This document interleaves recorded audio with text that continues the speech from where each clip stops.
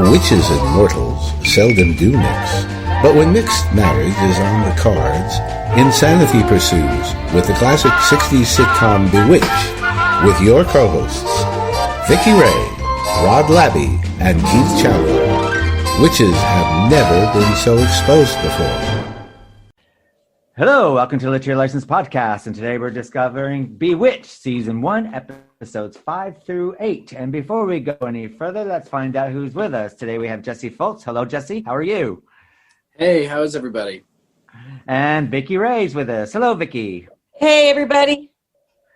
And before we go any further, let's figure out what we've been up to since last time we spoke to each other. So, Vicky, what have you been up to last time we spoke to you? Really not a whole lot, to tell you the truth. I was catching up on a lot of the reading we got for our we're doing for our classics.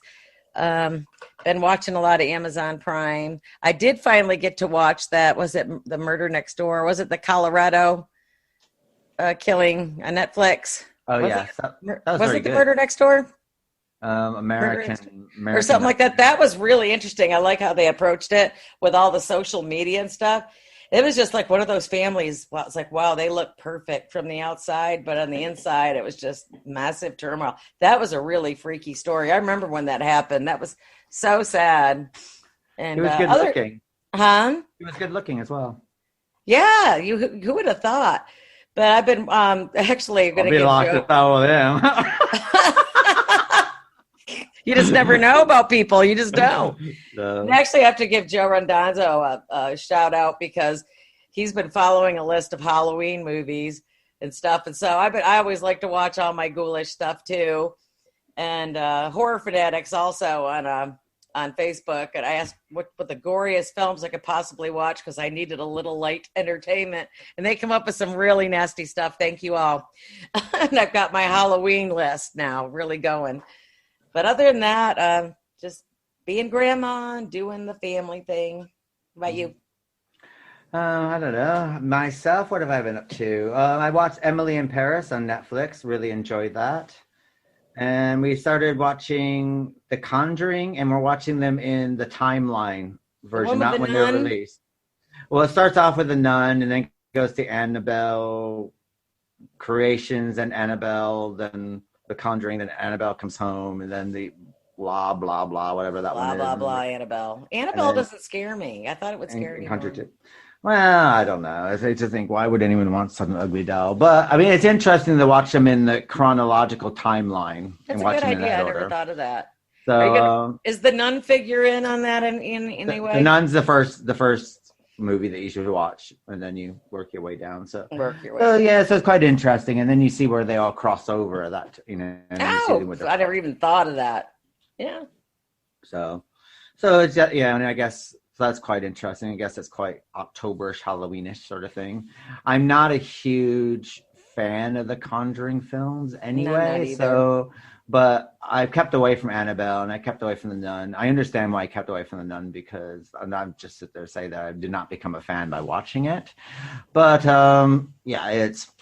has, people do like it, and it was okay. It gave me post-traumatic syndrome because of Sacred Heart and IHC back in the day. Well, I just learned one thing, that basically if you're not Catholic, because I'm Episcopalian, so I have nothing to fear from demon possession. It only happens to Catholics. This is true. I'm beginning to think that that's real, man. I don't know. It happens a lot in Africa, and they're not Catholic. They're still tribal. Yeah. Well, tribal, I think, is the key word there. So I mean, besides that, there's not been up a lot. We got our store up for our members out there who want to buy a new hoodie or pencil case or shower curtain or blanket or pillow. They're all up. The shower curtain. Gotta have the shower curtain. I wish it had a psycho theme to it, though. We need a body pillow, and you can be on it. So we have our new and beach towels as well. So anyway, that's our new season 4 picture and logo, and wanted hats off and a great big thank you to John Collada, who did our illustrations that he did last time. So yes, he did a fantastic job yet again. So, and besides that, that's about it for me. What about yourself, Jesse? What have you been up to? Oh, so many different things. Having some Halloween outfits tailored, trying to get that, set up. Oh, Might go to Salem.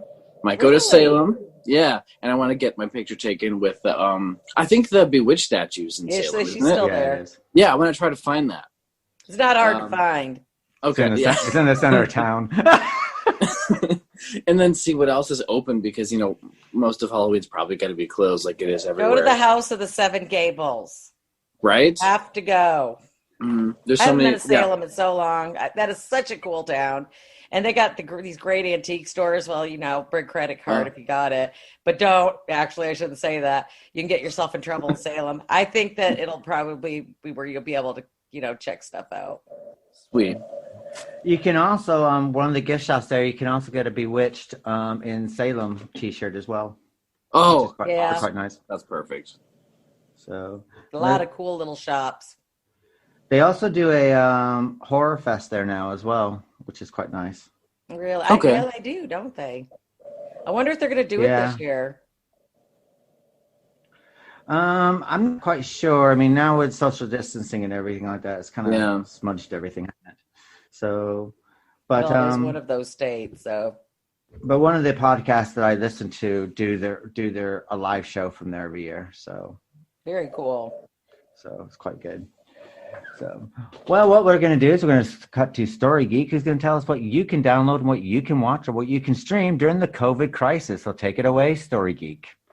What movies and TV shows should you be watching the week of October 5th? I'm Jay Shear, executive producer and co-host of a brand new podcast on YouTube, the Impactful Writing Podcast, a podcast for writers who want to write great stories. And here are the movies available this week in theaters and new to streaming, including some of the ones that I think are great stories. According to Metacritic.com, we've got one new movie in wide release, although I know absolutely nothing about it. It's called The War with Grandpa, with Robert De Niro playing the title's grandpa. It's rated PG, so it should be family friendly, but there are no critics ratings available for it at this time. So let's jump over to streaming. New on Netflix, Schitt's Creek Season 6 is now streaming. It won a ton of Emmys and deserves them. It's a great sitcom with fantastic performances and a lot of great laughs. Definitely worth watching. Metacritic gives Season 6 a phenomenal 95. A couple of personal recommendations from me that I have watched recently. Enola Holmes, about the kid sister of Sherlock Holmes and Mycroft Holmes, came out on Netflix a few weeks back. It's well worth your time. Millie Bobby Brown, who plays 11 in Stranger Things, plays the title role. In a very strange bit of casting, Henry Cavill, Superman, plays the role of Sherlock Holmes. He's the buffest Sherlock in history. Enola Holmes has a 68 on Metacritic, and I do recommend it. It's a very fun film. I also watched Ace Ventura: When Nature Calls, which is a sequel to the first Ace Ventura film. It does have its moments, but Ace is far less likable in this sequel, so you can skip it if you're not into Jim Carrey. I'm also interested in rewatching Superman Returns, which was not well received by audiences when it was released in the early 2000s, but it was appreciated by critics, and I'd like to watch it again sometime. I'd also like to watch Free State of Jones, which I hear is really good, and I have not seen yet. Those are all available on Netflix. Let's talk about what's new on Amazon Prime for a minute. Mr. Robot Season 4 has been added to Amazon Prime. I watched the first couple seasons and sort of stopped watching. But it wasn't a bad show. Confusing at times, but it was certainly not a bad show. Well worth your time if you're into strange drama. I would skip the Da Vinci Code and just read the novel. Dan Brown makes up a lot of his own history, but it is a page-turner. The movie just doesn't do it justice, so go read the book. I also recommend The Departed. If you're wondering if you should watch The Irishman or The Departed, let me clear that up for you. Watch The Departed. In my opinion, it's a fantastic Scorsese flick and far better than his latest. And if you're in the mood for a family adventure, be sure to check out The Mask of Zorro. All of those are on Amazon Prime now. Over on Disney Plus, they've added Frankenweenie, The Adventures of Ichabod Crane, and The Nightmare Before Christmas, all just in time for Halloween and all family friendly. So sit down with the family and check out some Halloween-inspired stuff over on Disney Plus. There is not much new on Hulu, but of the newer movies we got last week, I would recommend Fallen for all the horror fans out there, The Hurt Locker if you're looking for an intense thriller, and Interview with the Vampire if you're getting into the Halloween spirit and vampires are your jam. But if you want just a fun comedy, definitely check out Wayne's World 2. Those are many of the movies now available, plus my recommendations for the week. This has been Jay Shear, co-host of the brand new podcast, only on YouTube, the Impactful Writing Podcast, a podcast for writers who want to make a difference with their storytelling. Have fun watching movies and TV shows wherever you find them. Hello, welcome back to Literary License Podcast. We're discussing Bewitched, Season 1, Episodes 5 through 7. And we're into our segment called Bewitching's Goings On, or Which Witch is Which. What we're going to do is, if you're new to the Bewitched podcast, for the Literary License Podcast, what we're doing is we're discussing each individual episode individually. So we'll give you a brief synopsis, then once you finish that, we'll go on to the next episode. And that first episode that we'll be discussing is from episode 5, season 1. It's called Help, Help, Don't Save Me. Samantha suggests clever slogans for Darren's Caldwell soup advertising campaign. Darren is thrilled until he's just Samantha of using magic to help. A fight ensues and Samantha goes home to mother. Darren relents and pitches Sam's slogans to Caldwell. He doesn't like them either. Darren now realizes that Sam didn't use any magic at all. And our guest star is Mr. Caldwell, is Charles Ruggles for this episode. So, Vicky, what are your thoughts of Help, Help, Don't Save Me? Oh, Mr. Caldwell, the soup guy, he had to be really, I don't know. He was kind of he was like old fashioned and there wasn't really nothing. Well, no, wait. He came across as old fashioned, but he did talk about like, oh, we need to sex this up. Sex appeal. Soup and sex appeal. Yeah, okay. Nothing can come between us except Caldwell soup. Mm-hmm. I was getting confused with the other one. For I a know. second, I had a blonde moment. But yeah, I thought it was really entertaining because, I mean, Darren, you would think that after being married, he could trust his wife and know that she actually... Well, they're still newlyweds, though. You have to remember. No, that's true, but still, you know. You have to wonder how long they dated before they got married. He's very skeptic about anything she suggests, you know, for one.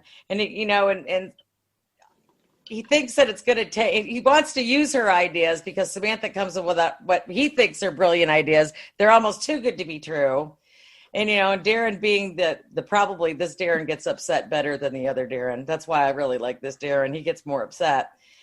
But he doesn't want to believe that Samantha actually did this without, you know, twitching her nose and whatnot and coming up with this great campaign. And I thought it was funny towards the end when, you know, he did make her pitch and her ideas and he hated them. And he was all excited that he hated them because then he realized, oh, yeah, she actually used her imagination and this guy hated her ideas.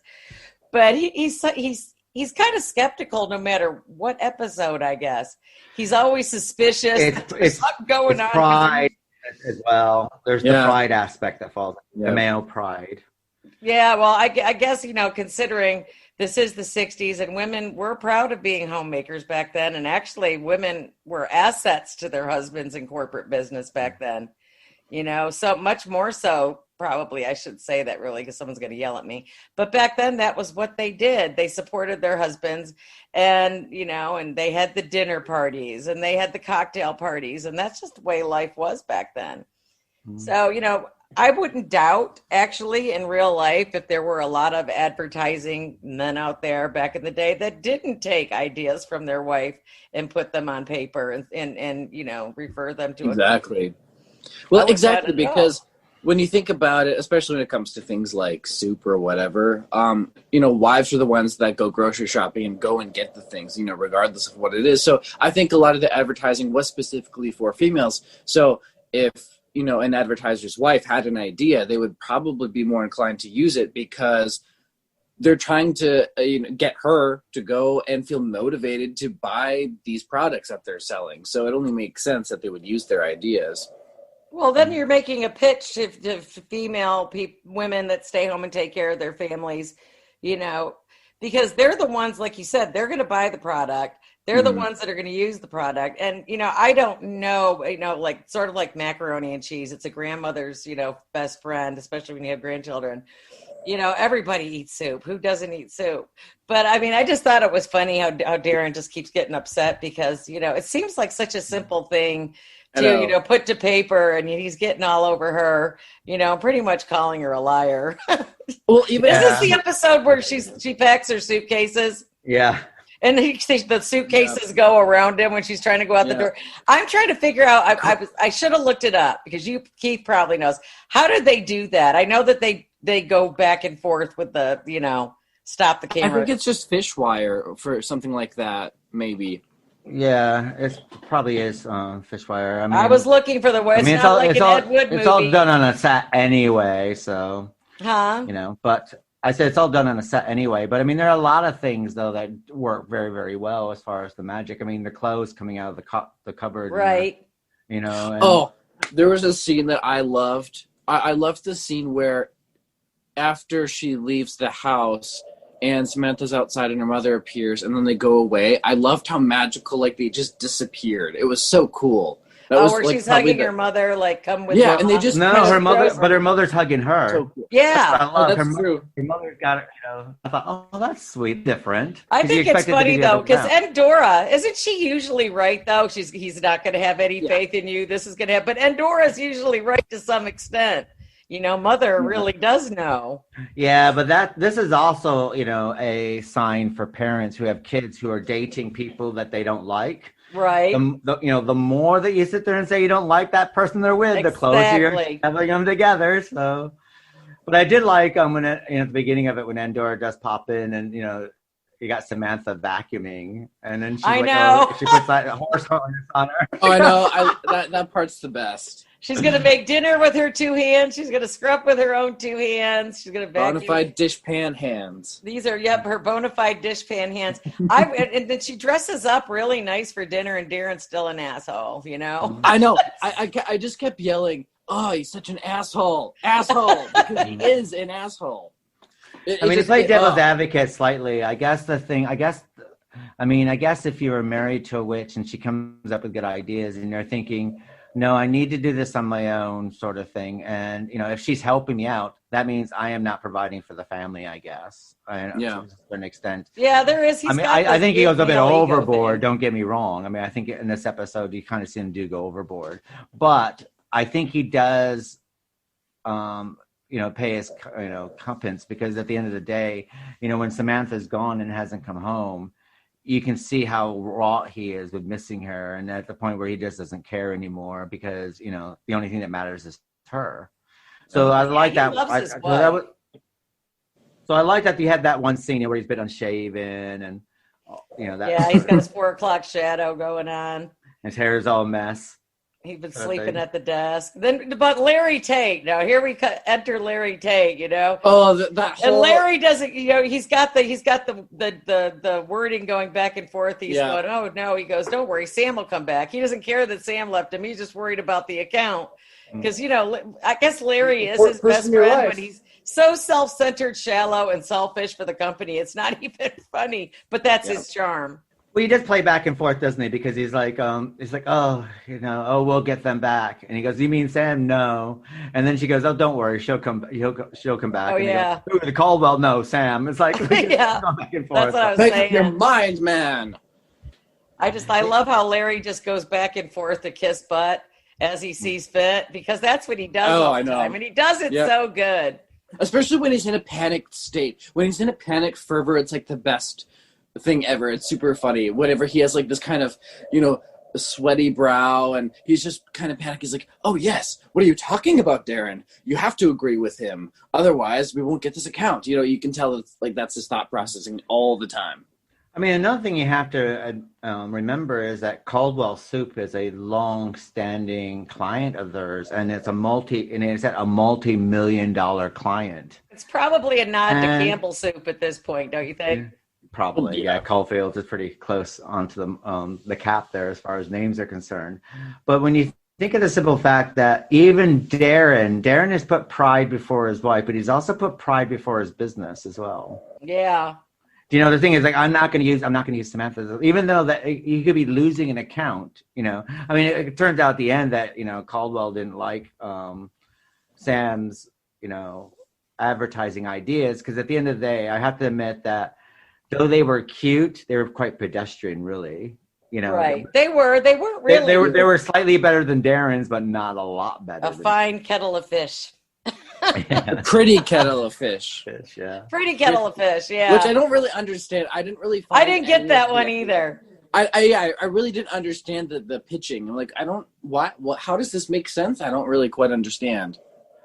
Yeah. Or we'll turn the kids into spacemen, and it's like why does it make? What does that? Well, that made a lot of sense, because there was a space race going on back then. Yeah, there was sort of. Well, I guess if that's the goal, that makes a little bit more sense, because that there is that whole what is that one show by Hanna-Barbera that was more of Jetsons.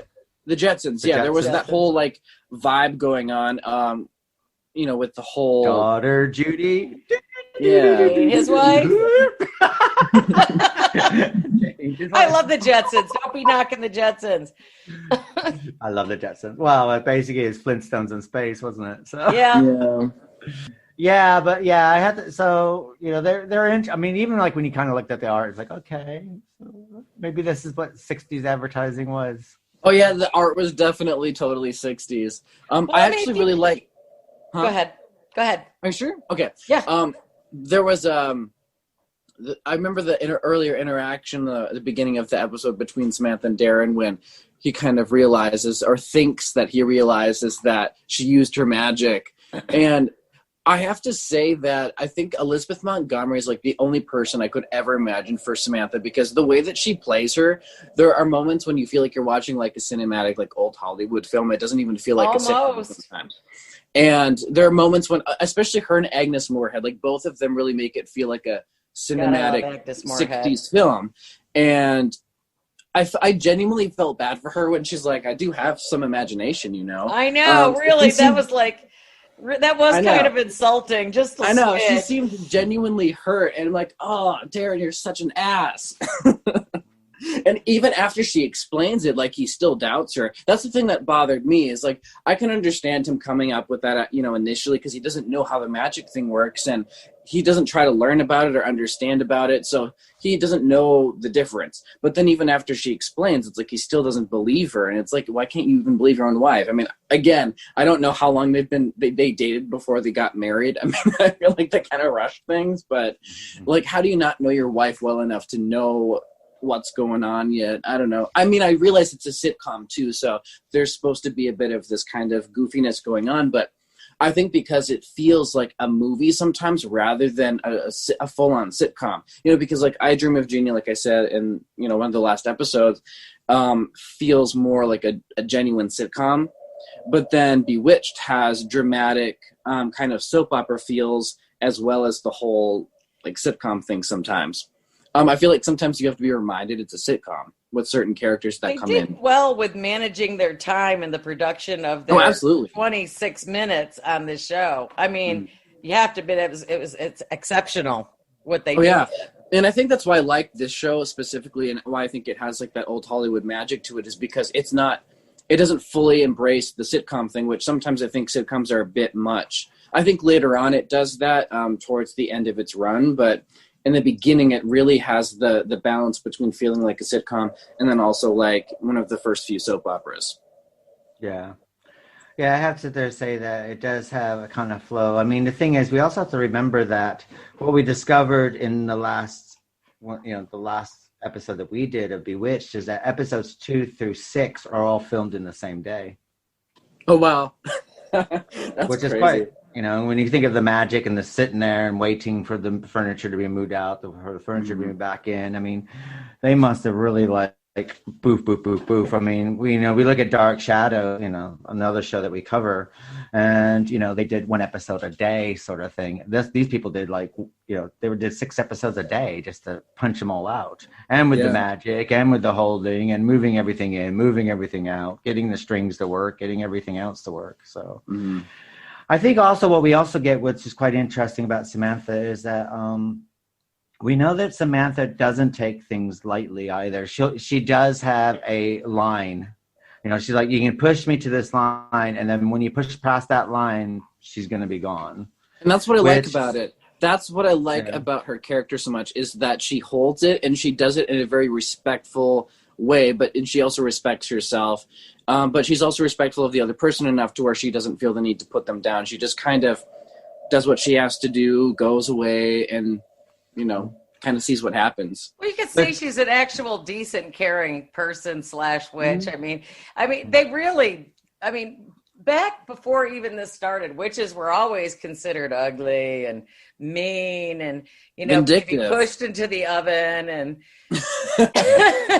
so, they definitely, this is a really kind of a fresh look at a comedy for a change. I mean, well, I think another thing that we also get to learn is that Samantha's also learning in this process as well, because what we find out is like, okay, well, if I'm going to help him out, I can't do this overtly.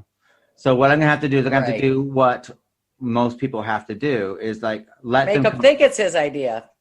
Precisely. And to be honest, that's not a male-female thing or a male or a male. Do that that's to what anybody. You kind of have to do. You have to do that in life, basically, because some people are not open. It's like, okay, unless they flat out ask you to help, but if they don't, then you just kind of have to plant the seed and let the seed grow, really.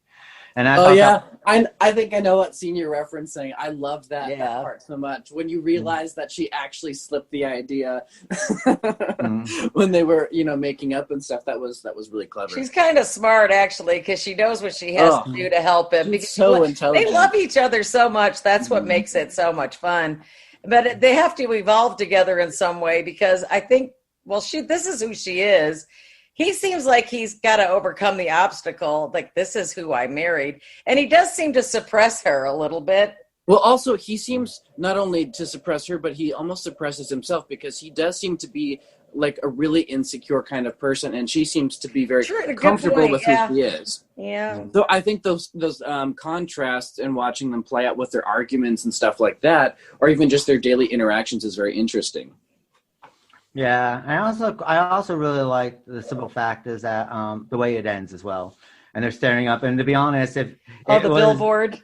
Yeah. Well, the thing about the billboard is that it's down to Darren and Samantha's relationship and what happened during their relationship that kept. True. There's an analogy there. Yeah, the soup would not come between them. They had that big pot of soup on the table. It's kind of funny, actually. I mean, which was the best of the advertisements that any of them made. So, yeah.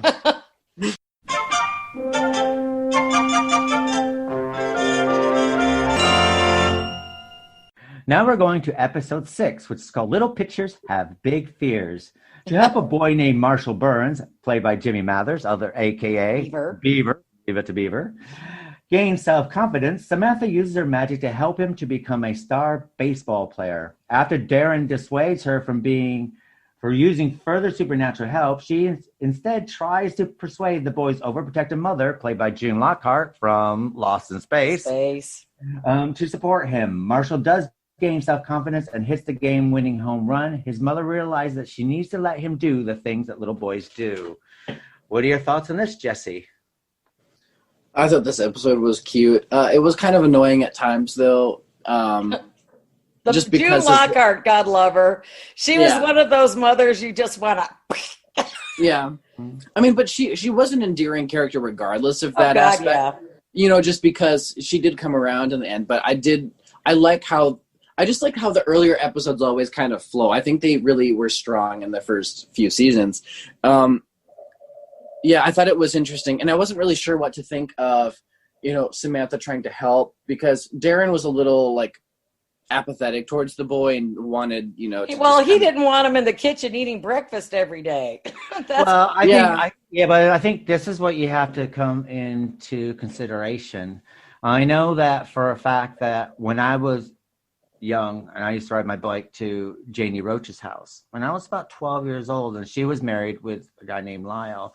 Now her husband didn't have a problem hanging out there, but my mom had a problem. It's like, you know, you shouldn't be hanging out with women who are, you know, people who are older than you at that age, you know, because of the way it looks, and that situation. So in this fact, it's like, I think I can understand Darren's point of view, is that it's like, if you're going to meddle in this other family, that you might want to not be so overt about it. Right. You know, because if you notice, it's Darren who basically kind of got through to her really in the end, got through to the mother by going, well, fine, you know, I think you should lock the doors. I think you should lock the windows. I think you should, you know, he can sneak out. Yeah, I think that was interesting. And I almost wonder what prompted Darren's, you know, mind to be changed, because there wasn't really any kind of segue into why his mind was changed. But I did think it was nice to actually finally see that there was a balance between the situation, because I think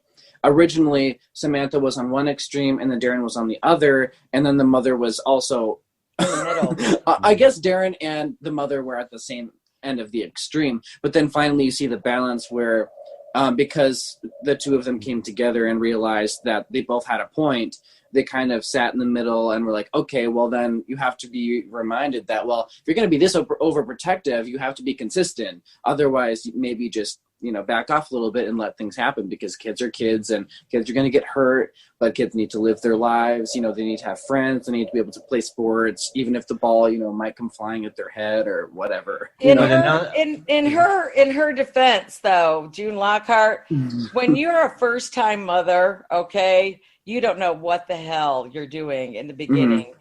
And you are seriously over. I mean, I remember when Justin was born, my firstborn, I wouldn't let anybody touch him. I wouldn't let anybody hold him. I was like, no, it's my precious, you know, and then and you buy the expensive stuff, and it's sort of like the Love's ad. You see the diapers, you buy all the expensive crap. And then by the second baby, just like, you know, you're not washing shit anymore, and you're buying cheap ass diapers because your first and only child, that's your world, you know.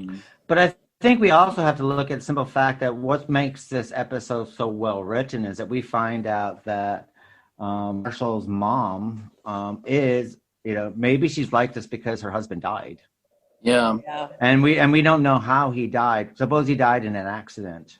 Right. And oh my God, she lost someone that she loved. She lost, you know, the man of her dreams, and now she could lose her boy. You know, sort of thing. So maybe that has something to do with the overprotectiveness. They don't really go into it, but they do.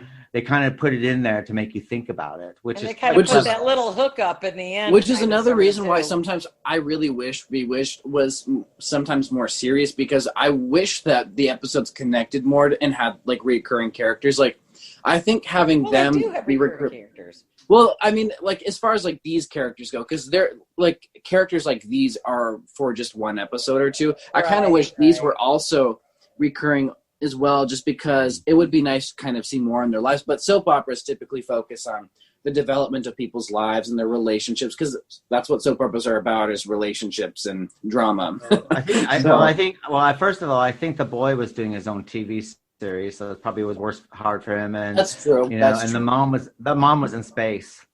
Yeah, they were filming that at the same time. Weren't those running shows at the same time? Yeah, they were. So they were running at the same time. They're probably on the same network as well, sort of thing, to cross. I imagine they would have to be on the same network because things were just a little more tightened contract-wise back then. Oh yeah, that's when CBS, ABC, and NBC were really slinging it out for the ratings back then. Yeah. No, I mean, I think, you know, but, you know, in defense to Darren this time around, I guess it's quite weird to actually open the door and see a little boy standing there and come to find out he goes there every day for breakfast. And I guess putting myself in his shoes, I would find that a bit, you know, first of all, Samantha hasn't told him anything about this, you know, sort of thing. And then all of a sudden it's like, you know, Darren's leaving late, and that's why he runs into him. So it's kind of like, why is this little boy hanging around the house? Yeah, that was kind of strange. I did wonder why Samantha wouldn't have mentioned. Do you think he was lonely? Because they don't make it look like he doesn't love his mother. But they do take him to baseball. She's unbeknownst to her that they went well, to baseball. Samantha does one of the worst things a person can really do is take the kid against his mother's wishes behind the mother's back. I mean, there's a sweet story and it all turns well at the end. But there is that. I mean, but suppose something happens and he did get hurt. This also was like the 60s. Samantha and Darren would be without a house. They would have been sued like you wouldn't believe. Yeah. So I can understand Darren's point of view. And another thing is, what's the worst thing you can do is sit there and criticize the way someone's bringing up their child. That's the worst thing you can do to anyone. Yeah, I'd be pissed. Well, it just makes you wonder how different things were back then. I don't think they were that different, though. They must not have been, but I feel like there was a bit more of the feeling of safety, maybe, in neighborhoods. I don't know. Maybe I'm wrong. No, maybe. I mean, as far as him coming to visit, I don't know if there'd be too much of a problem with that. The problem is Samantha questioning June Lockhart or Marshall's mom's parenting skills. Authority. Well, I mean, it's a bit like simple fact is that if your mom tells you not to do something and your neighbor, entices you to do it anyway, and that would be highly inappropriate. Sort of thing. So I can understand what they're doing here, but I can also understand that in order to find someone who is overprotective as far as the structure of the story goes, is that you kind of have to break the rules as Samantha did to show how the overprotective mother is being too overprotective. So you kind of have to do that, right? Sort of thing. So, but at the same time, it's one of these weird ones that's kind of a fairy tale, but kind of rooted in this weird reality at the same time. It's one of these kind of moral stories, moralistic stories that we do get with sitcoms. All of a sudden you get like this moral. The moral of the story sort of thing is. I think the only reason someone like Samantha gets away with it is because she does seem like the fairy godmother of it all. She kind of has that vibe. Whereas if it was a regular story with very normal people, you might question it a bit more. But just because Samantha's a witch and she seems like Glinda or like the all powerful being, it seems more appropriate because she's not like some crazy person. Well, I think we also understand that maybe Samantha's upbringing is totally different than Immortal's. Well. Exactly. That's true. Yeah. So maybe, so therefore, it's like maybe when it comes, maybe this is an insight a little bit about how witches raise their children. I mean, we're going to get a little bit more of this later on when they have their firstborn, and we're going to see the different parenting skills between Darren and Samantha. But so maybe the simple fact is like, maybe witches are a bit like a commune. It's kind of like everyone takes part, you know what I mean, in raising each other's children and stuff like this. And it's episodes like this that kind of make me realize that sometimes I feel like we're watching more of Darren's show because we see so much of Darren's, work life, and Samantha's always rooted like specifically at the home. You don't really see much of the witchy stuff going on. Like her relatives very rarely will appear, especially right in the beginning. Later on, they do appear more and more as the series progresses, I think. But at first, you see more of like Darren's work, his work life, what he's doing, where he goes after work. He meets his bosses at like a cafe, and Samantha's always at home with like the vacuum, and then her mother sometimes pops up in her very interesting looking pajama outfit, and that's kind of all you see of like the witches for now, unless sometimes a relative pops in like Aunt Clara, but they don't really have a lot of stuff going on for her, and I wish we could have seen that. But I mean, what they showed was, again, like we talked about in the last episode, was kind of controversial already, so I don't know. It would be. I guess Samantha's like, I guess Samantha's like the immigrant, isn't it? It's a bit like if you marry an immigrant and bring them to your country, and they really don't have that much of a social gather at the moment. And let's face it. Well, I mean, yeah, but I guess it'd be a bit difficult, I guess, because the thing is, who we've been introduced to? We've been introduced to Gladys and the neighborhood watch committee who pop in, which I don't think Samantha would be friends with them. We got Gladys, which I can't see Samantha and Gladys hanging out, going shopping together anytime soon. No. And then we have the overprotective mother. sort of thing. And it's all we've been introduced in its neighborhood at the moment. So, and the thing is, we're not quite sure what Samantha's bearings are in the mortal world either. We don't know. Does she spend a lot of time in the mortal world? Does she have mortal friends? Because at the moment, it doesn't seem, she seems very likable and everyone tends to like her, but she doesn't really, you know. But then again, I guess if you have to keep a secret, it's going to be really hard to have friends that you can't share that secret with. Yeah, well, that makes sense, because I think that her friendship with the little boy is that it stemmed from them both being kind of lonely, because when Darren would leave for work, she probably enjoyed his company, and he enjoyed her company, and he's an innocent child, so she probably would relate to an innocent child more than she would Gladys Kravitz or something like that, because those women were very judgy in the episodes that we've seen them in, so she probably liked that he was innocent, and because she's a witch and like one of those fairy tale beings, it only makes sense that she would kind of befriend a child, because that's children are the ones that believe in witches, believe in fairies, believe in Santa Claus, so that's why it makes sense to me, and that's probably why it also feels like a fairy tale a little bit, until they grow up, and then we pollute them with the lack of magic and fun in life. Well, another thing is because we don't know what Samantha's cooking skills have, how far they That's true. and she got this little boy like really enjoying like pancakes that she's baking, where Darren's always just rushing off with like a coffee. He's like, no, don't worry, Sam, I'll have a coffee. Timeline-wise, how long do you think they've been married at this point? They're still in the honeymoon. I say it's still in the honeymoon period.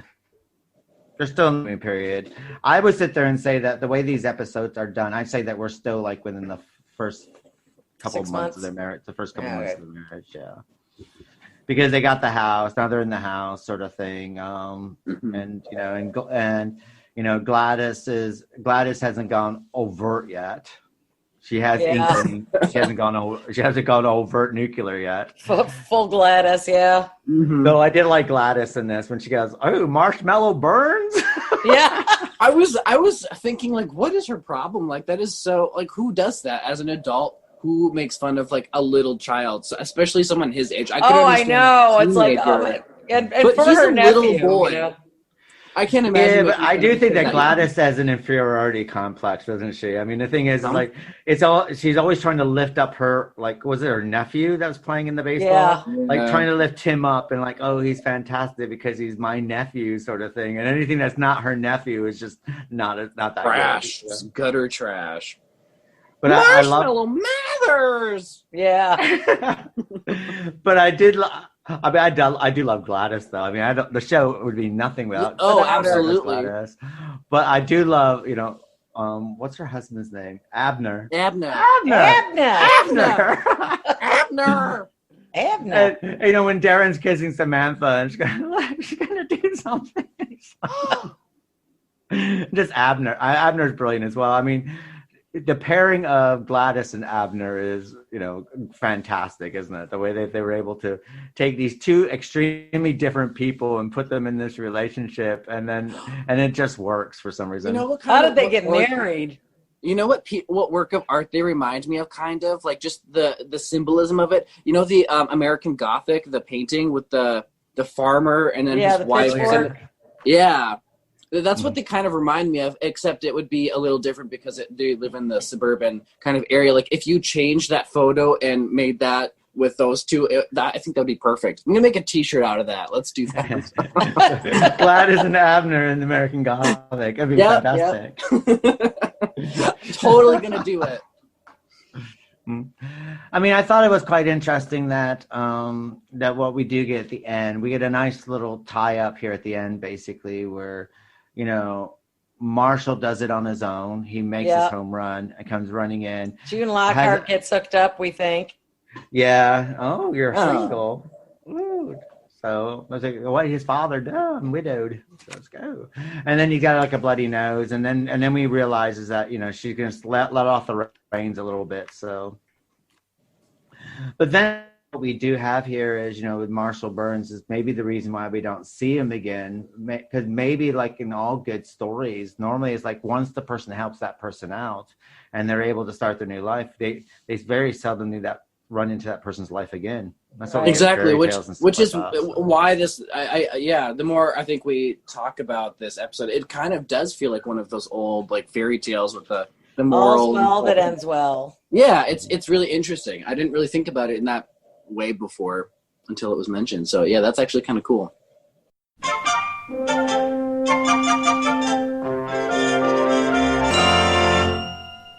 This brings us to episode number 7, The Witches Are Out, which is the Bewitched Halloween episode. Yeah. I love this episode. By far my favorite. Darren's latest client wants to use a stereotypical ugly witch to promote his Halloween candy.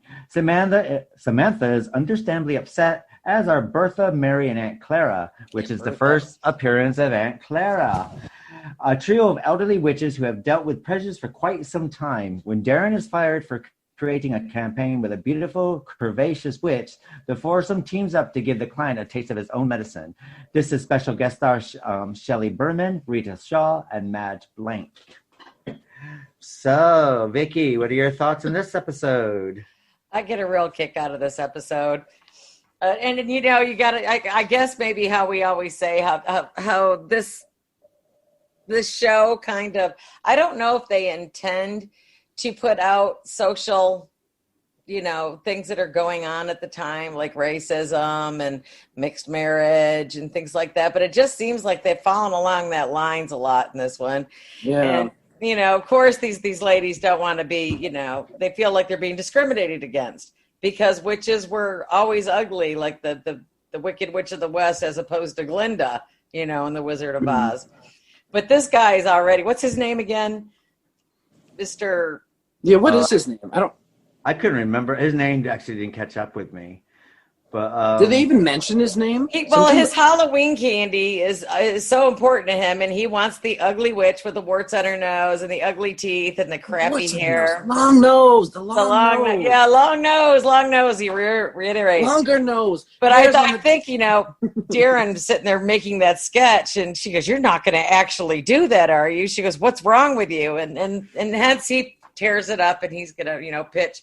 I think the best part of it is how he's trying to pitch a pretty witch to this guy. Because how many witches do you know? And he's making him sound like he's crazy because the witches do care. Well, there's no such thing as witches. They don't care if they're portrayed as ugly or whatnot. But I mean, it just goes down that road, and then, you know, when you get involved with, you know, the aunts, you know, and they're all like a Samantha sitting on his lamp, and the aunts appear to the guy that owns the candy company, and they're all sitting in his room, and Aunt Clara's looking at his doorknobs. You know, it's just a shit show, but it's funny as hell. I have to sit there and say that Aunt Clara, I didn't really notice, you know, when I used to watch these, I didn't really notice this about Aunt Clara, but that Aunt Clara is coming down with dementia, which is kind of sad. And she's forgetting things, and she's forgetting, you know, her magics, and how everyone's like, oh, you know, but yet she still wants to be an independent woman sort of thing. But I thought that the way that which is quite interesting, because Reta Shaw, I love Reta Shaw. Reta Shaw, if anyone knows her, you probably know her from, you know, films like Mary Poppins or The Pajama Game or something like this. And she's always brilliant. And then you got Madge Blake, another fantastic character actress. And this is one of those episodes that all these character actors are bloody brilliant, that you could actually spin them off into their own show because they're so bloody brilliant. Exactly. Yeah. And I love the way that, you know, they had, you know, Madge Blake look at Clara and like understanding, like not that. And then they got Reta Shaw being stern but nice at the same time. And I thought that was really well done, because sometimes in sitcoms, what they'll do is they'll take something like the doddery old aunt, like Aunt Clara, and what they'll do is she'll be the subject of ridicule. But she's not the subject of ridicule. She's well loved. She's well loved and endearing. Endearing, and you're laughing at the simple fact that her magic doesn't quite work well, but she's trying her best. So you're not laughing at her; you're kind of laughing with her. And I think that's quite clever writing to be doing that, because that is such a fine, thin line that you could be laughing at this old woman who's got dementia. Yeah. Well, also when you think about it, they are, I mean, in this episode specifically as well, they are portrayed as that minority And if they didn't have that togetherness in the minority, then they would kind of fall apart as like a race, a sub, a witch race or whatever. So I think that's important that they had that, because otherwise they'd be kind of screwing themselves over if they didn't have that, togetherness and supporting of each other. Because you need that when you're not treated like everybody else in society, or when you're looked down upon by society. You need that togetherness in your group. Otherwise you just kind of fall to pieces. But we could flip this a little bit, and even though Halloween is normally a children's holiday, as far as the trick-or-treating goes concerned, do you really want little children dressed up as curvaceous witches going door to door? Like Joe Benet. But things have changed so much. I mean, in the 2000s, let's face it, I know a lot of pagans and whatnot, and I circle in those circles, so to speak. But witches are basically, they're all beautiful women for the most part, they just are. They could be anyone. They could be any kind of. They could be anyone. It could be a lawyer sitting next to you in a courtroom. You just don't know. Where people Beyonce, believe. you never know. Yeah, and it's kind of fun to think if you're gonna be an evil witch anyway, you're not gonna look ugly, because you want to be able to get away with it. You want to be, oh, the ugly one did it, are you? No, you're gonna look like Jessica Lange in Coven or something. Yeah. I love that. That was my favorite American Horror Story by far. Oh, I know. That's my favorite too. Now, I also thought that was quite clever is the simple fact that we do our introduction to Aunt Clara. And I thought this was a nice introduction, because we are going to be seeing this character a lot for the next few seasons, and then unfortunately she does die in the middle of making Bewitched, and that's the reason why Aunt Clara disappears. Oh, that's so sad. I didn't know that. Yeah. But we that's also, heartbreaking. And I think kudos goes out to Marion and Lorne, who played this character, which have you been listening to the Literary License podcast, Alfred Hitchcock, she was the mother in Strangers on the Train. Yeah. Oh, okay. So, but she, she's a really well thought of actor. And I thought that she brought so much endearingness to this character, so much heart. She was so good at what she did. The doorknob thing. How could you make doorknobs interesting? Well, apparently, from what I was reading, she did have a collection of them in real life. She did, yeah. Mary and Lorne did, sort of thing. So she brought that into the character, and I don't know if this character was meant to be a recurring character, but I think from this episode is what made her a recurring character. Yeah, oh, definitely. I think it was funny in the end when he has to report a robbery. The candy guy, he goes, someone stole all my doorknobs. I thought she was going to take the one, but she took everyone in the house. Yeah, and I love the way that she shows up with her picketing sign. I know, Coolidge. Is that what it said? Yeah. Robert Coolidge. So I thought, oh my God, it's like, and everyone's looking at her like, oh, Clara. That's the only one she had on hand. Clara. I know, that's what the guy, I guess they made them think he was in a dream, and he's going, Coolidge? He was looking at the sign. But I think, I think this is one of those episodes that works on so many different tiers, because you got this social message that's going on, because there is definitely a social message. If you take the witches side of it out, and this is and say that this was a campaign geared for Black people, and say they're going to use the Sambo character, right? That's just as bad, sort of thing, and the thing is, what's quite funny is that you're kind of watching this through a 2020 eyes, and it's quite relevant today, especially for a lot of the things that we're going through with, with prejudices and the way the market things, and being a bit more, quote unquote woke sort of thing. And it's quite interesting that you're seeing something from 1964 actually attack the same issues that we're everyone's trying to attack today. Though I have to say they do attack it better in this episode than what I've seen in in today's kind it's not really it's subtle, but yet not. Yeah. Sort of thing. Well, yeah, they don't enact revenge either. It's not really like full on aggressive violence or anything like that. So what their message is more of, just be considerate, be respectful. Get it across. But I mean, if I was a witch and I was trying to change somebody's mind, I'd probably screw with them while they're sleeping too. You know. Mm. Well, I think what this episode also tells us is that if you want to change someone's mind or make someone think differently, the best way to do this is not through violence or to be yelling at someone or the simple fact to sit there and scold someone for how they see things. The best way to do this is to change the way that they see things by doing it in a calm and collective manner. But at the same time, even though that person's being unreasonable, you be reasonable, and slowly that person who's unreasonable will become reasonable over a period of time. It's like you have to kind of convince the person, not convince, but try to teach them empathy in the best way that you can, because not everybody seems naturally inclined to be empathic, even though you would think being human, that's just a natural thing that all humans would be more inclined to do. But it's almost like you have to teach someone to be empathic in order to understand like the perspective of another person, because that's really, I think, why people treat other people with respect, is because they have access to empathy. Because if you wouldn't want something bad to happen to you, you'd be more likely to treat someone else kindly and to prevent that for someone else, because you know what it's like to go through something that's bad. So you don't want to make life miserable for other people. I think this also shows us how the witches, Samantha and her, I don't know if they're relatives or witch friends or anything outside of Aunt Clara being a relative.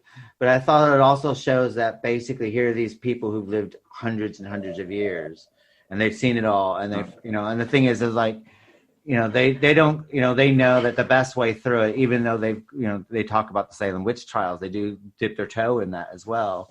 But at the same time, they know it's like, well, this is not the way to change the world. This is the way to change the world. And I thought that was so we got so many different social messages going on in this episode, and at the same time doing it with laughs and comedy at the same time. And Dora does mention in one of these episodes that she did know Julius Caesar. She thought he was a nice guy. That's what was missing from this episode, I think, was Endora, but maybe not, because maybe Endora would have taken too much from the episode because Agnes Moorehead and stuff. But yeah. I don't know. I kind of wish she would have been there too. That would have been a little entertaining. But she would have turned Darren into something though, because she would have been really upset with the ugly witch. Because you did hear Samantha say that we used to leave the country every time Halloween came. Well, that's probably where she was. Look at the mass. That's probably where she was out of the country. She's probably on the French Riviera or something like that. Who knows? But I had to sit there and say that Darren was very reasonable in this area. Very much so. Yeah, he was very ignorant. That's really all that it was. He wasn't deliberately... Yeah, it was ignorance, wasn't it? It wasn't specifically set out to hurt somebody. Yeah. And again, like Elizabeth Montgomery, like genuinely seemed hurt by his portrayal, and like especially because they're married. Like, why would you naturally like want to create something like this, even though it's your job? She seemed like genuinely concerned and genuinely hurt. Which again, I just thought it was funny how Darren was trying to explain the witch's feelings to the guy that wanted the campaign done properly. He goes, "I want an ugly witch, damn it!" Well, I mean, the best thing is when Reta Shaw, and I wish I knew what her character name was in this, when she's going, they always portray us as witches, and Hansel and Gretel, they were Aunt Bertha, and Aunt Bertha goes, and Hansel and Gretel, they were trespassers, stealing off that woman's house. Poor old woman. So I thought that was quite funny as well. There's a lot of nice little comedy, little gems in this as well that I quite liked. That would have been an interesting retelling of the story. Like, I would love to see Hansel and Gretel be like the brats, like the evil, the children that were just lady. Yeah. Well, Lord. I mean, let's take Hansel and Gretel anyway. I mean, is the witch the bad character, or is it their parents? Their parents, I mean, it's the father and the stepmother or mother, depending on which version's been told to you, that actually throws them out in the middle of the woods and then runs off. Yeah. You know what I mean? And then the witch, is going to eat one of them. But at the same time, you're thinking, excuse me, what about the parents? They're the evil. I mean, they're more evil than the witch. If they didn't leave them out in the woods alone they would have started eating that poor old lady's house. Precisely. Why would anyone want to be eating a candy house, a gingerbread Why would house anyone be anyway. living in one? That's not gonna. It was a fairy tale. They were supposed to scare you, as we will get into. Bird shit on everything. You're not supposed to think about that, though. I'm sorry, I did when I was a kid. That's the way my brain works. Yeah, but you're a strange man anyway. Blame my parents. They brought me up. And ice cream. I realized that the candy house just wouldn't work. It wouldn't survive a windstorm. It wouldn't survive a rainstorm, floods, any of that jazz. So snow, it might work out quite well. Yeah, that's true. That's true. Maybe she's getting ready for the winter. I always want. It'd be nice to have a little candy house in the back of the garden and get a bit peckish, go out in the garden, take a nibble, go back in. Get a bit peckish. Sort of thing. But yeah, so I thought that was quite funny with the whole retelling of the Hansel and Gretel, the other side, the other point of view, and I thought that was quite clever. Oh yeah, and I always love these old, whether it's Brady Bunch or Partridge Family or Leave It to Beaver, or whenever they're doing picket signs. I love those picket signs because people don't really make picket signs like that, do they? That's true. That's true. Slogans, and they're always like well drawn, and always like a nice little picture on it, and like sort of picket signs today are just crap. I'm sorry, they're just not clever. They're just stupid. But back then they seem to be so. They cool. come from the local graphic shops and dropped off in U-Haul trucks. I know. Yeah, another reason I like this episode is because this is like one of the first few times, aside from her mother, that you actually meet more of Samantha's people. And that's kind of what I was wanting, when I started watching this series, was to see more of Samantha's, people, her upbringing, kind of understand more of why she thinks the way that she does. And, because it's fascinating how different she is from even just the regular person, and how the writers really get that across to you, despite the fact that it's just a sitcom and like those details don't really matter. They really kind of make them matter somehow. Yeah, it seems like we're looking through, so far everything's Samantha's eyes, isn't it? How Samantha's going through mortal life. So, but it's and I always find like you're saying, that the episodes where you do get members of people that she knows, or people, members of her family, they're the ones that tend to shine the most for me. Mm-hmm. Sort of thing. Oh yeah, definitely. Me too, because they get to be, really crazy and stuff, and do, stuff they probably wouldn't get to do. And I also thought it was perfect that they had Mary Poppins kind of references to hear with the actress and stuff. And then I think later on they'll have more Mary Poppins, references as well. Just the way that the magic is done and things like that. Yeah, there's Mary Poppins vibes for sure.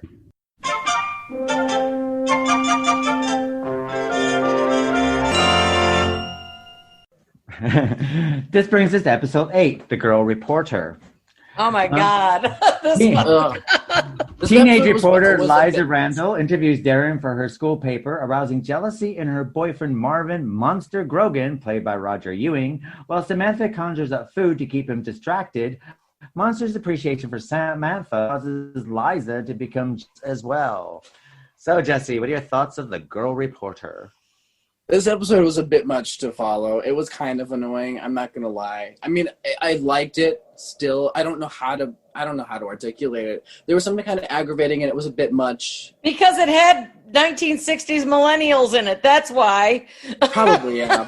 Yeah, it was. Those were the annoying characters, and the big monster guy just reminded me of, like, I don't know, the nephew of Herman Munster. Like, that's all I thought of, because he looks kind of. Oh, he was a big guy. Yeah, he looks like he belongs in that show or something. Dating Marilyn or something.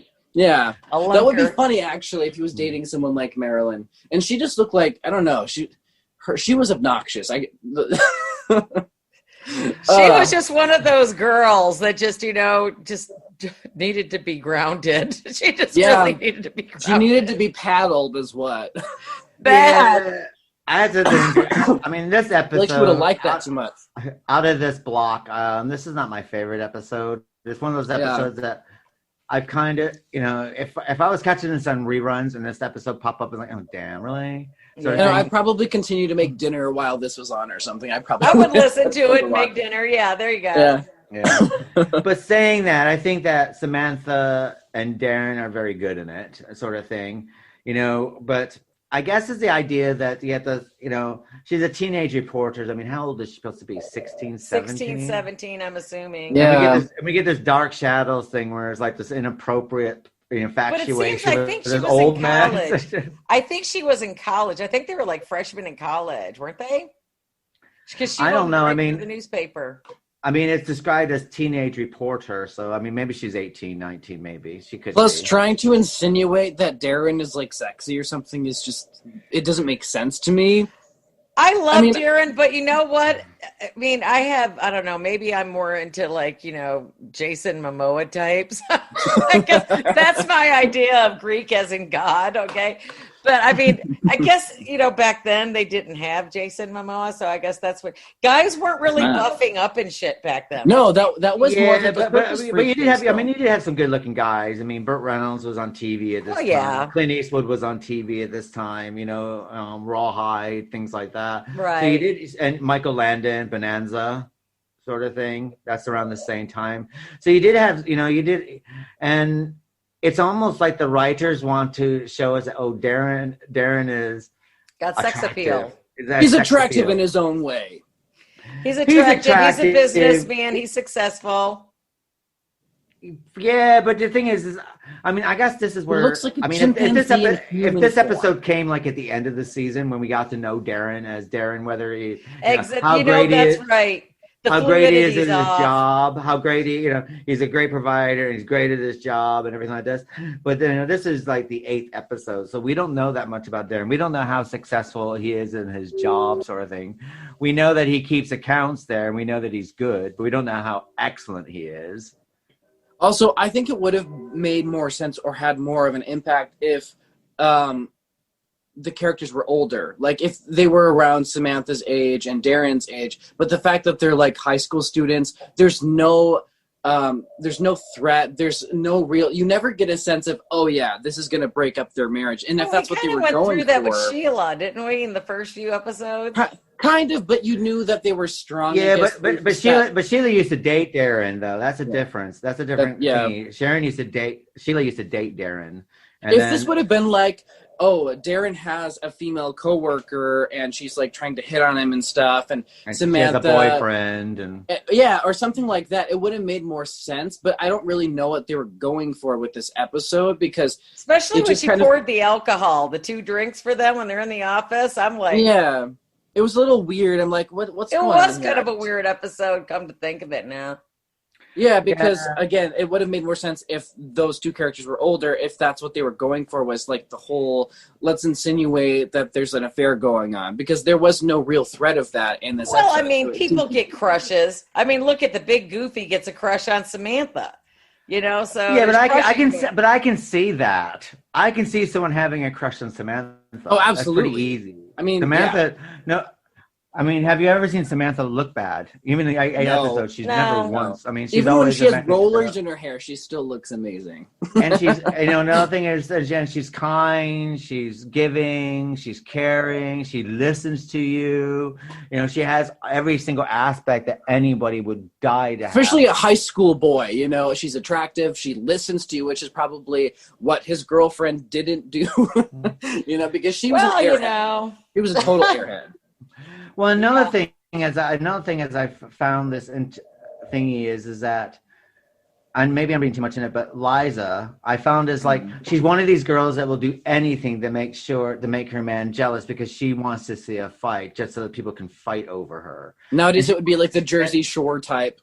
Yeah, and I kind of hate that. I hate that kind of woman type sort of thing. It's like, you know, who do things just to make their other person jealous, and it's just a big game for them. And I know, and I've seen people do this in real life, sort of thing, and it irritates me and pisses me off in real life. So when I'm watching a fictionalized thing going on at the same time, it still kind of irritates me, and I think that's probably why this episode does irritate me. It's like, and because, to be honest, I mean, it should have been one of those episodes where Samantha turns her into some kind of animal, like a pig or something. And the thing is, and I felt, you know, and it's not helped much that Marvin Monster Grogan is dumb as 2 bricks. I mean, I've seen Plywood have a higher intelligence level than he does. I know, right? Yeah. So you got that character, and then you got this girl, and then she's supposed to be like this, sexy, sex kitten kind of thing. When she doesn't, she's more like a Sandra D kind of a second rate clone. Well, wasn't Sandra D still kind of around? She was big, back then? Imitation of Life and all that was this around the corner around this time as well. So I think that's probably why for me this episode really falls flat.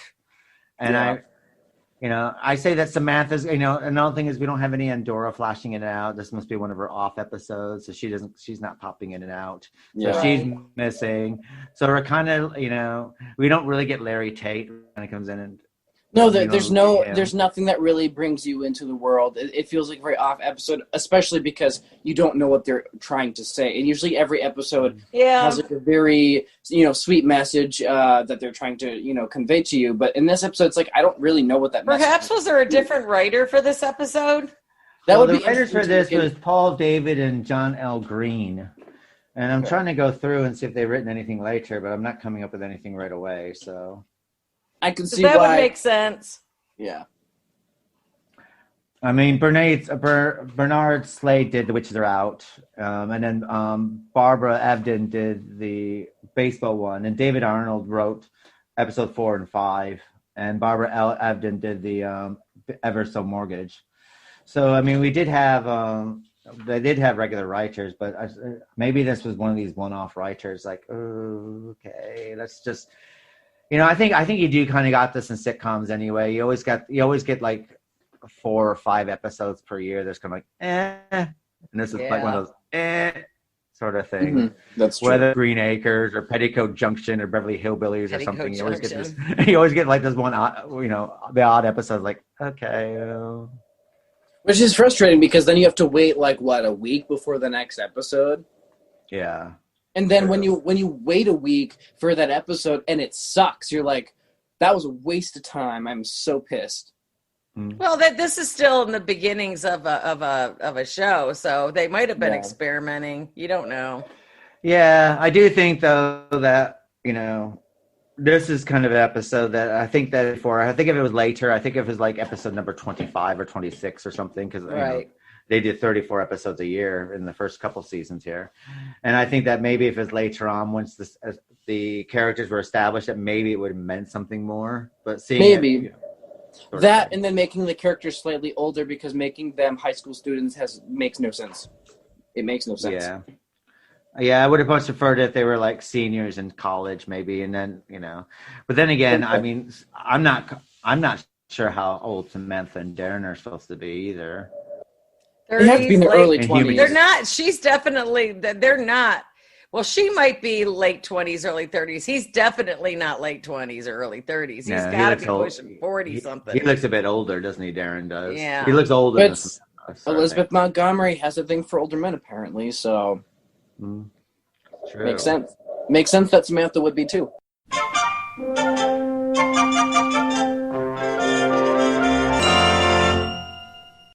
So we're now to our segment called Witch or Mortal, where we're going to discuss our favorite character of this block and our least favorite character. So, Vicky, who's your favorite character and who's your least favorite character? My favorite character would have to be Aunt Clara, just because I like what she brings to the show. She's really sweet, and she kind of reminds me of people that I've met in my life that have come through, and kind of left me with that nice feeling. There's some people that are just so comforting, like comfort food kind of people. And she's just like a big warm pillow, or something. She brings something to the show that, because you've got two different sides. You have mortals, you have witches, and there's going to be some kind of clash. But you never hear her complaint really about either side as the show goes on. She loves everybody, and she's forgetful of everything, but she's so warm and endearing. You got to love her presence now that it's been introduced. My least favorite character, God, that one, I don't know. I like most of them. Least favorite character, I'm having a hard time coming up with one. Probably be two is the big lummox and the teenage brat. Probably because I get enough of that in reality in my own life now. When I get on social media, I have to see it every day. So Yeah, I mean, that would probably be the people. I had to say, I hate to say anything falls flat, like Keith said, but that one didn't grab me as much. Honestly, if it was on repeat, I probably, or what do you call it? When they come on all the time. On rerun. Reruns? A rerun. I would Syndicated. probably not say, nah, not this one, as opposed to Uncle Arthur, Oh, yeah. Stuff. So, but yeah, they kind of, you're right. They did kind of fall flat in retrospect with this one. Sadly, I think they were experimenting. I really do, because they were so new to this. This was really, I mean, when you think about it, this was, virgin territory. Yeah. Absolutely. For a sitcom. Yeah. So, And we're only in episode 8 sort of thing. So yeah. So, there's much more to come, obviously, but I think it, Yeah, they're still trying to get their foot in the door. But it was kind of out of place. Like he said, maybe had these characters shown up in season 3 when everybody's established, it would make more sense. yeah. What about yourself, Jess? Who is your favorite and least favorite characters? Ugh. It's hard, I'm telling you. It really is hard. I don't know. I'm going to say Samantha for this one. I don't know if I said that for last one, but for this one especially, just because, these episodes made me realize, how much of a difference that she really makes for the show. I can't imagine a different actress. She's very for her. diverse. Yeah, she's very diverse, but she also brings, she's very compassionate and sentimental, and she's very, genuinely sweet. Like, you really feel like she is that character. Like, she really has those feelings when she portrays them on screen, I suppose. And I don't know, she is kind of like the ideal housewife, So she has to be my favorite, because I can't imagine another person, because she kind of carries the show, her and Darren and Agnes Moorehead. I should say her, Dick York, and Agnes Moorehead. My least favorite, I was going to say those two teenagers. I'm just going to say that they're the same character, or, include them as the same, because I really didn't like them. You can't even say they share a brain, because they don't have one between them. Yeah, and they're not reoccurring characters, and I really like the recurring characters. The non-recurring characters can, they're kind of forgettable for the most part. Yeah, you don't think about them. You really don't after the fact, do you? You kind of want to forget about these ones. I'm not going to lie. I mean, for myself, it's going to be Aunt Clara. I think she's fantastic. Followed closely by Reta Shaw as Aunt Bertha. I love Aunt Bertha. Oh, I God, think, I do. I love her in so many different things she's shown up in. Yeah, if Reta Shaw's in something, I'll go hunt that down and watch it. Yeah, I really like her, too. So, I'm glad that she comes out. She pops in and out of the show a couple times.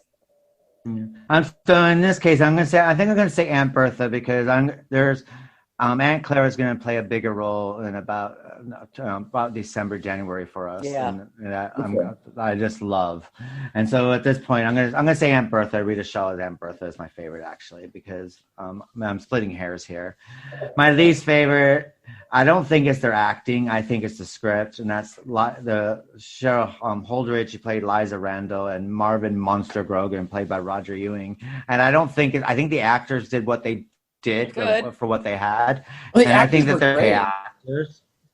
But I do think it's a shoddy kind of a script that doesn't really work on any of the cylinders. And I have to agree with both of you. And that's, same as Vicky, what she said, that if this came later on, if it was episode 20 or two seasons later or something like that, it might have played differently. It just felt like one of these things, like, okay, we need to do something, we need to cheap. What we're going to do is, okay, let's just get this episode out there, because we can do this really quick on the we don't got a lot of money. We don't need a lot of magic. We can just go boof, boof, boof, and it'll be out. And it just felt like one of those. Yeah, and I do think that sometimes, and for what, from what Jesse was saying is about, when you don't have recurring characters and you have like these ones that kind of come in. And the thing is, they can do it right, because Jimmy Mathers and June Lockhart and the one about the baseball, that was really well done, very endearing, and they were able to bring them in and out sort of thing without too much. And I think that maybe if these two people were playing these characters, maybe if they were bigger stars at that time or It might have something. made a Let's difference. say it was Sandra Dee playing the part, and then it was Right. Michael Landon playing that, or whatever. And then I think it'd be like, oh, it'd be a curiosity piece because, oh my God, these two big actors at the time were Right. in this. But because they're kind of like sort of thing.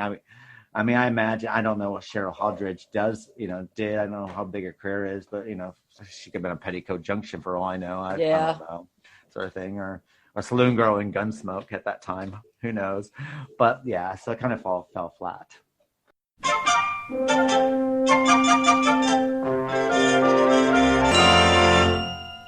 The Bewitching Hours, where we discuss our favorite episode and our favorite episode. And I guess we all know what our least favorite episode is going to be. And we'll start with Jesse. What's your favorite episode and what's your least favorite of this block? All right. Well, I'm just going to start out by saying my least favorite episode was obviously the Girl Reporter. Yeah, I'm just going to say that, get it out of the way, and so I can talk about my favorite episode. Which is difficult because, no, I liked the witch one. Which was the advertising one with the witch, the Halloween witch? Halloween candy. Yeah, the witches are out.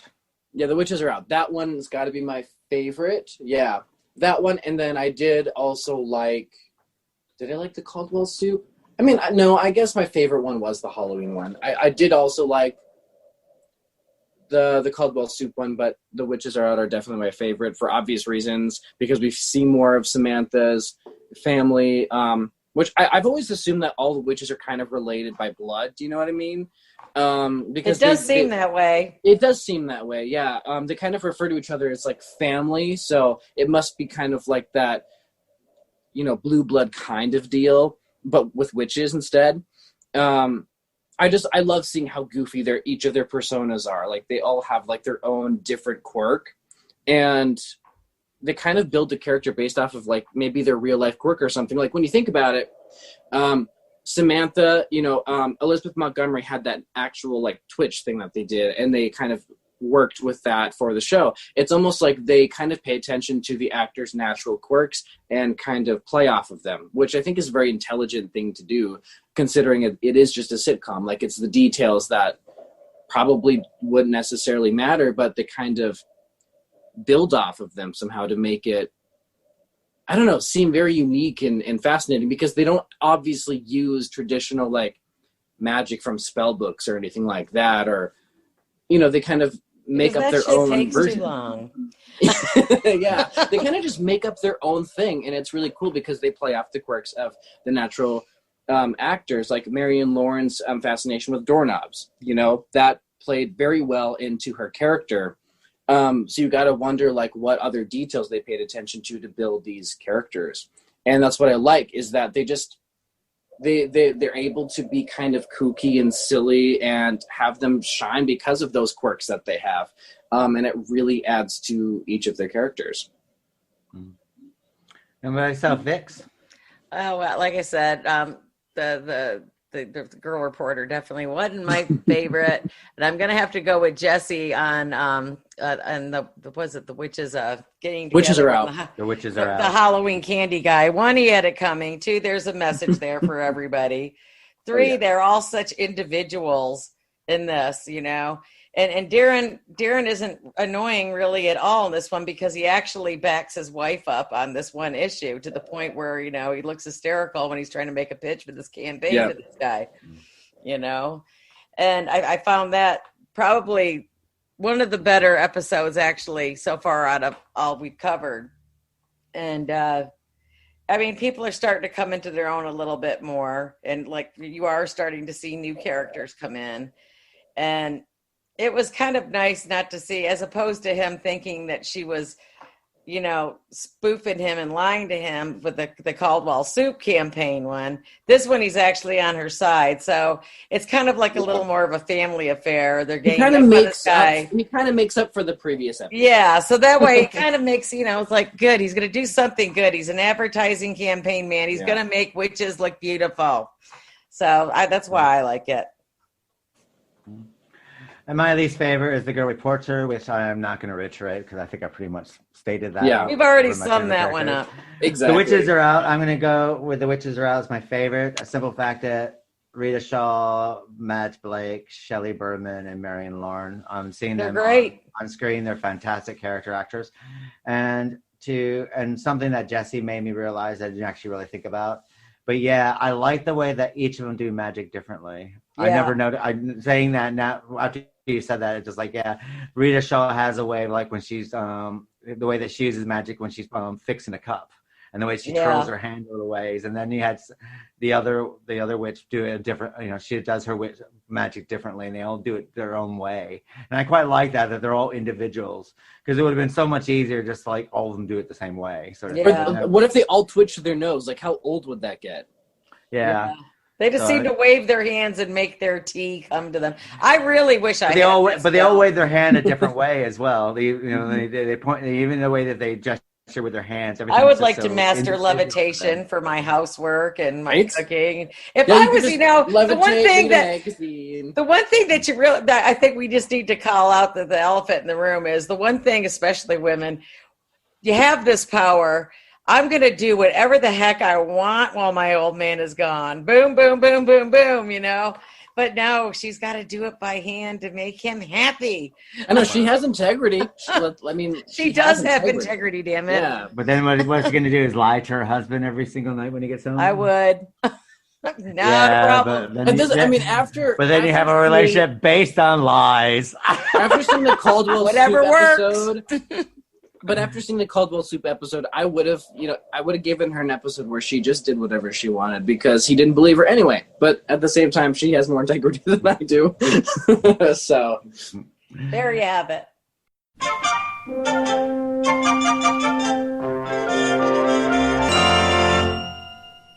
Now the midnight hour part of our segment is up, and we're going to discuss what we thought our overall impressions of these 4 episodes. So Vix, what's your overall impression of? Well, it's still kind of new into the season, and you're just starting to introduce people into the show.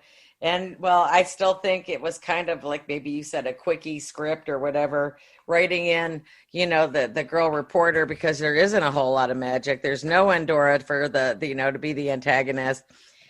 She probably would have turned them into something and sent them to the Pine Barrens, if she was there, but she wasn't. And I think that it's all about development. I mean, every first season is you got to lay the groundwork for what's to come. So, being older and having watched pretty much all of these several times, I know what's coming. So, in retrospect or hindsight, I honestly get it now with older eyes, what was going on and how these things have to evolve. I mean, the first season's always hard to get through of anything, take Game of Thrones or stuff like that. You don't want to be left alone, but not seeing it anymore. Like I'm on my last, I don't know how many more of the boys that is going to be on, maybe 10 after today, or maybe. I think isn't it the finale is coming up soon? Today, probably. And I'm going to go nuts, So, I mean, people have to wait that time period, Walking Dead, all of it. But I mean, you want to see how these people evolve. And that's what I think we're at. Putting it into a 60s perspective. Mm-hmm. What about yourself, Jess? Yeah, I do have to agree with that last point with Vicky, is that, yeah, you do want to see the characters evolve. I really want to see, like, Samantha and her world, like I've mentioned so many different times. Yeah. I really want to see more of that because we already see so much Darren in the advertising. It's a lot of Darren's world, and we all know what Darren's world is like.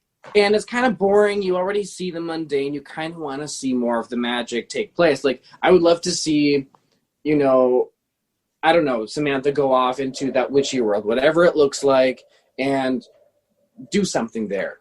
I don't know what it is. I don't really care what it is. Just do something in the witchy world. Sitting on top of an airplane and having cocktails. That was cool. That was really cool. Like her and her mother doing that. That was pretty exciting. I actually really like, did we do an episode? No, we didn't. I'm not going to talk about it. Anyway, yeah, I just want to see more magic, a little bit more, just a little bit more. Especially because Endora usually makes the show, Samantha makes the show, and you get to see them be a little mischievous. But yeah, we haven't seen much except for aside from Darren's world and what they do, and it's not that interesting. Like, I mean, it's funny, but it's not really that interesting, especially when you see it every single episode. And I'm glad they added Larry Tate, because if they didn't have him, it would just be increasingly boring to see. Oh God, Larry Tate he's so underrated. He is like one of the best things. Oh, and then when they add Louise and you have that dynamic between Larry and Louise, that makes it even more, because then you kind of see them like have that funny quarrel, the little bickering. It's not annoying. It's quite funny. Especially never mind. I'm not going to talk about that. I don't think we've gotten there yet.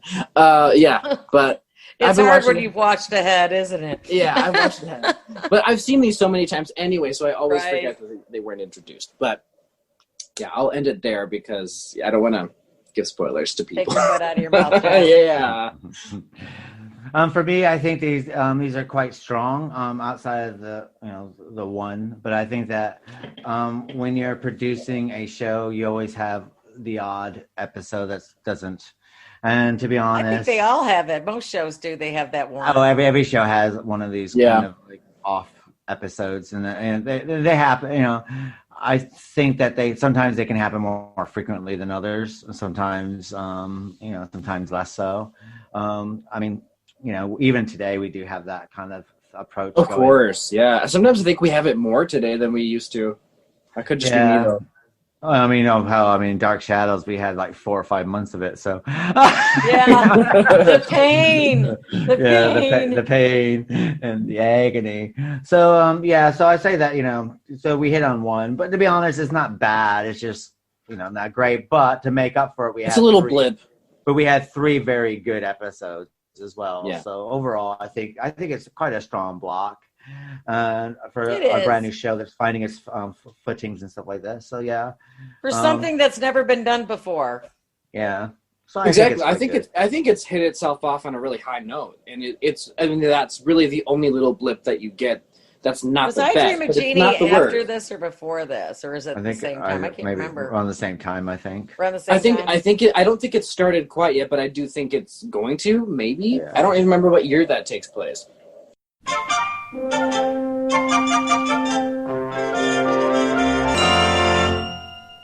So that brings us to the end of the Literary License podcast. And our next episode for Bewitched will be discussing episodes 9 through 12, which will include the episodes Witch or Wife, Just One Happy Family, It Takes One to Know One, and Something Makes Three.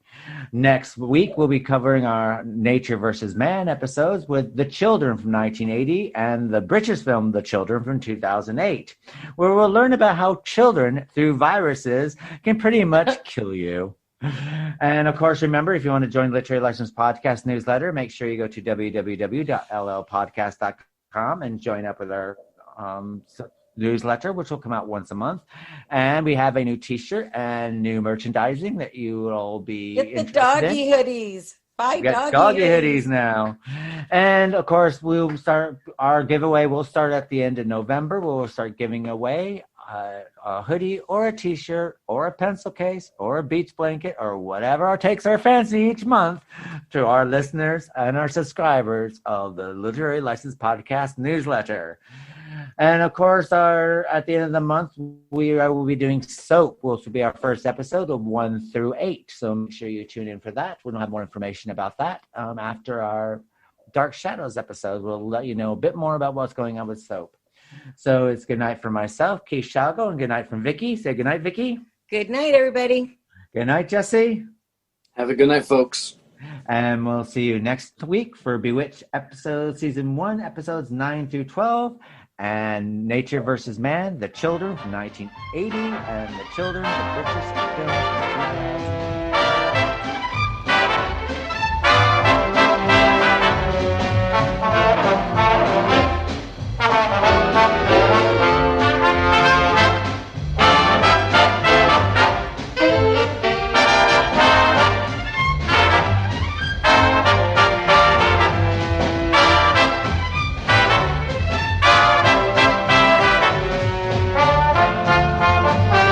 This has been a Literary License Podcast production. Until next time, and do not forget to comment or share.